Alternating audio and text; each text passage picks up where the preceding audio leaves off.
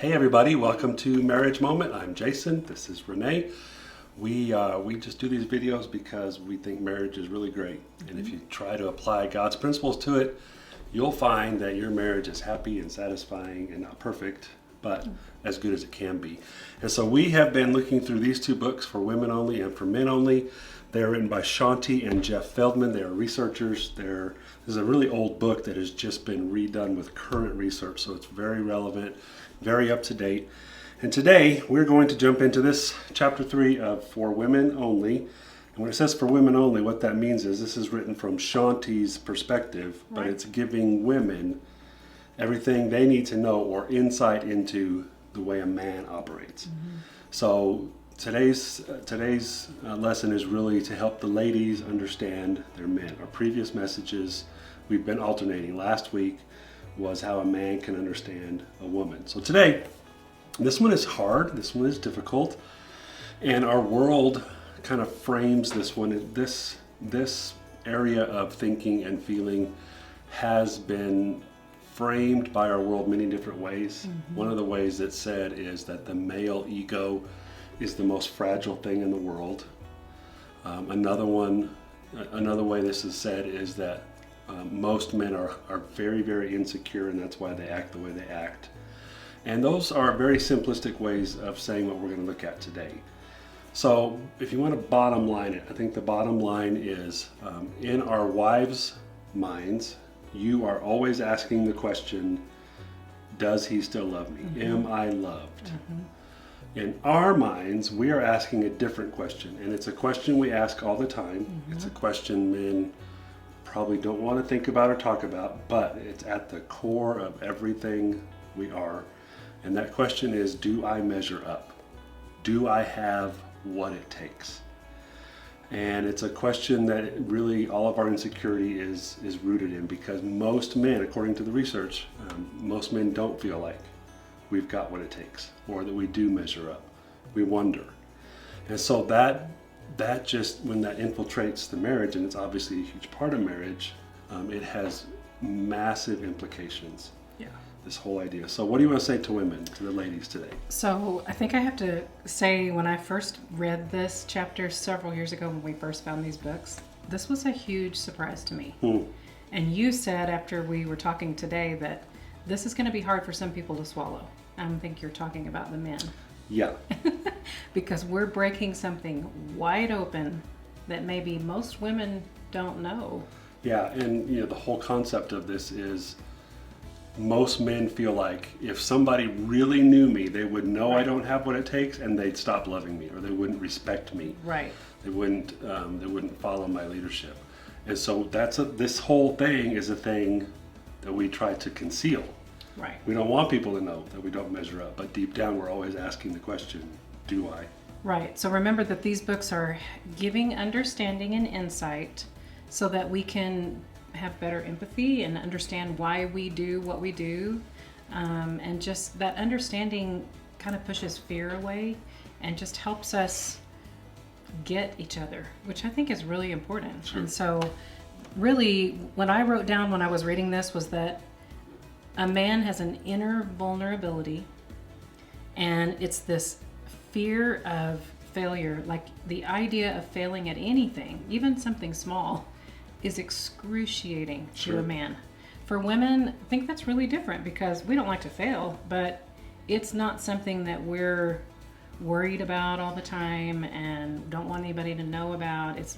We're just so different. Well, and failure for a man, it just reinforces that idea that I probably don't have what it takes. Right. I might not measure up. Right. So that's why we don't like it. Right. And it also said that there's something deep inside a man. So this is from the design, from the creator, that makes you want to tackle a challenge. Kind of like what you were talking about, fixing something and figuring out a challenge.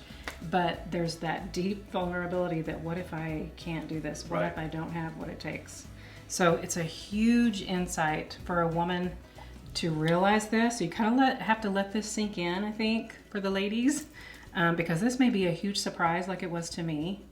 And so this is a big one that goes with this, is that you're always thinking about what other people think of you. This is similar to what women think, but we're thinking, what do they think of the way we look?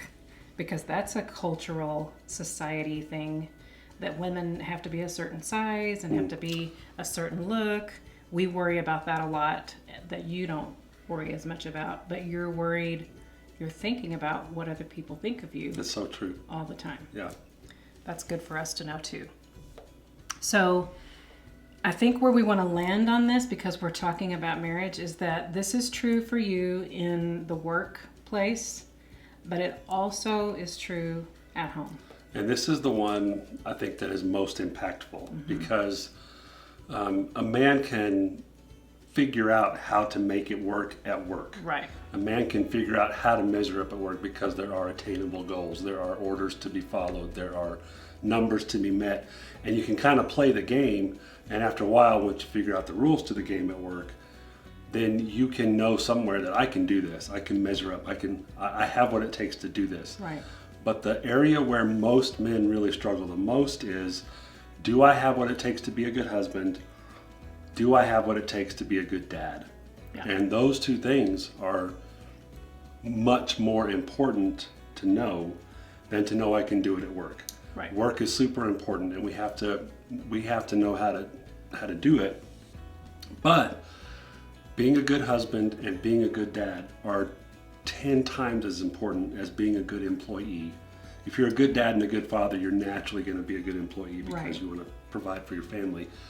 But deep inside of us is this thought, I don't think I have what it takes to be a good dad. I don't know if I have what it takes to be a good husband.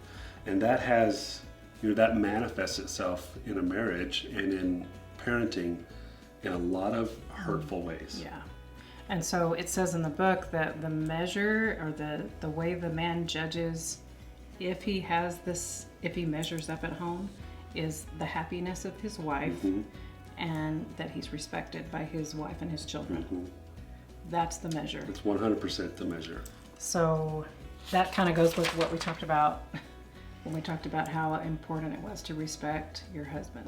So we've seen this in the wrong way in other couples where you can just tell, just being around them for a little while, that they're unhappy. They have an unhealthy marriage. They don't have understanding, and the wife is not happy and not respectful. And maybe it's for lots of different reasons, but you can see this in other people. I think it's a lot harder to see in yourself. Sure.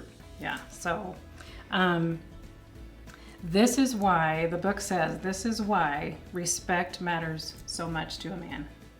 It's because of this inner vulnerability, why the respect is so important. So it just reminds a woman as a wife that our words and our actions make a huge difference. They're the for number you. one indicator. They're the number one thing. Yeah. It's great when your boss gives you an attaboy.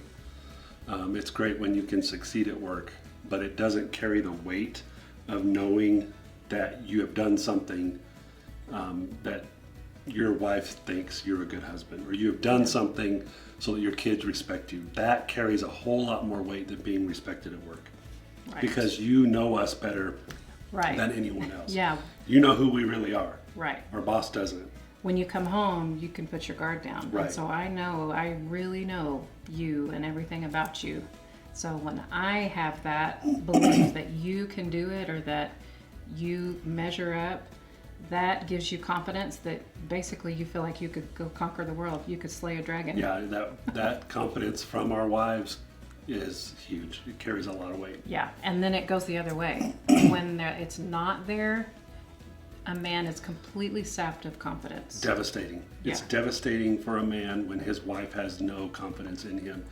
It's devastating for a man to hear his wife publicly put him down, publicly say something about his weaknesses. It is absolutely devastating, and something that can be easily fixed.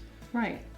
And this was very interesting, this part of the book that talked about this is why a man retreats into constant watching of sports, because it's just something that they can understand and kind of retreat from everything, even when they're home. Or a hobby. Yeah. a Or hobby. the shop. Or the Yeah. animals. Yeah. Or whatever it is. A man is prone to retreat into those things so he doesn't have to deal with my wife doesn't think I measure up. Right. So I think this one is so important because you can almost affair-proof your marriage 100%. when you as a wife are respecting and affirming your husband regularly. Because, we talked about this before we started, that a man is going to consciously or sometimes unconsciously they seek out affirmation from anywhere. I want to read that sentence because it's the bottom line and the most powerful sentence in this chapter. It says, if a man is not convinced that his woman thinks he's the greatest, he will tend to seek affirmation elsewhere. Right. 100%. Yeah. This is why we see men addicted to pornography.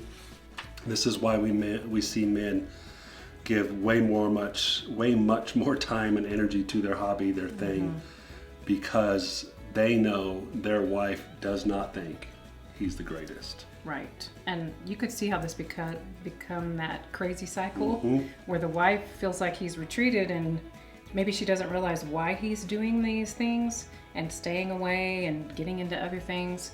She's going to feel unloved. But it's that cycle of she's not showing respect and affirmation. Right. So what is a woman to do? Great question. Especially if this is a problem or they just didn't realize, they didn't know. The thing that you can do, the action you can take is to help create a safe zone at home. The home should be, for a man, I think they even said this as a statement, should be his haven. Everybody at home should respect and affirm. It should be a safe place to just let yourself go and be yourself, and speak affirmation. It's our words and our actions. So home should be a totally accepting environment, and we have to be so careful as women that we're not tearing down our husband, and I think that goes for our kids too, but especially our husband. Yeah. And then it talked a little bit about something that plays into this is supportive sex. That sex is a huge part of the marriage. It's a huge part of a man's self-confidence. And this is why it talked about pornography is such an addiction, because the pictures are making the man think that he's so affirmed, that he is the man and that she wants that man. So a wife needs to think about that even if you've been married forever and you're maybe not into that so much, you need to really maybe think about that and realize what a big deal it is for a man and for his confidence, and that needs to be something that you're adding in to your marriage, especially if it's been for a long time. That last paragraph at the end of this chapter said, we as the wife, we send our man into the world every day alive with the belief that they can slay dragons. You do have that potential to send us out into the day knowing my wife thinks I can do this. It gives us great confidence. Yeah, that's a lot of power. Yeah, and I think for guys, I think one of the things we can do, and I do this anytime I do a marriage or a wedding ceremony, or anytime I'm talking with a man about his marriage, I use the words, and I do it every time.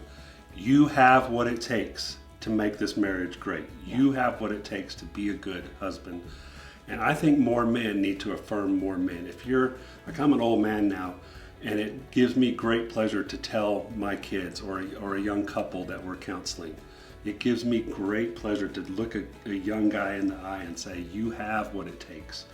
And I think we can help each other. Men, we can help each other by affirming each other. You've got what it takes. That's part of the whole iron sharpens iron concept from Scripture, that we also need to be affirming each other. If you know a Christian man who's struggling with marriage, look him in the eye and say, you've got what it takes, because he does.